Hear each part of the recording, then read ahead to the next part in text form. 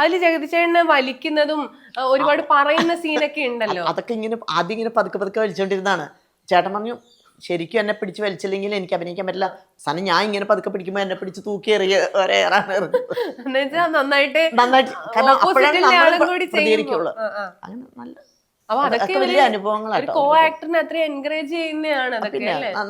നല്ലൊരു ഇതാണ് എനിക്ക്. അതുപോലെ ഓരോ ഡയറക്ടേഴ്സിൻ്റെയും കയ്യിൽ നിന്ന് കിട്ടിയ ഓരോ അനുഭവങ്ങൾ നല്ല നല്ല അനുഭവങ്ങളാണ്. നല്ല നല്ല ഡയറക്ടേഴ്സ്, നല്ല നല്ല വർക്കുകൾ, ഇതൊക്കെ ഒരു ഭാഗ്യമായിട്ട് കിട്ടിയതാണ്. അല്ലെങ്കിൽ എനിക്ക് കിട്ടത്തില്ല എന്നെ സംബന്ധിച്ചിടത്തോളം. ത്രിവിക്രമിന് പോകാനായില്ല എന്നൊക്കെ പറഞ്ഞിട്ട് അത്രയും സീൻ അനീഫ് കെ പോലെയുള്ള ഒരു ആക്ടറിനോടൊക്കെ പറയാനുള്ള അനീഫിക്കയുടെ കൂടെ ഡയലോഗ് കുറെ പടങ്ങൾ ചെയ്തിട്ട് ഭയങ്കര തമാശക്കാരനാണ്. അപ്പൊ അത് ഭയങ്കര എന്താ പറയാ, ആ സീനൊക്കെ ഓർമ്മിക്കുവാണെങ്കിൽ ഭയങ്കര വിഷമത്തിലാണോ അതൊക്കെ അഭിനയിച്ചത്? ഇങ്ങനെ എപ്പോഴും ഇങ്ങനെ കഴുത്തിൽ ഇത് ഇട്ടിട്ടായിരുന്നു? നല്ല അവര് നല്ല സ്ട്രെയിൻ ചെയ്തിട്ടാണ് അതൊക്കെ ചെയ്തിരിക്കുന്നത്. എത്ര ദിവസം ഉണ്ടായിരുന്നു മീശമാധവൻ ഷൂട്ടൊക്കെ? എവിടെയായിരുന്നു? ഉണ്ടായിരുന്നു, എനിക്ക് തോന്നുന്നു 10-65 ദിവസത്തോളം ഉണ്ടായിരുന്നു.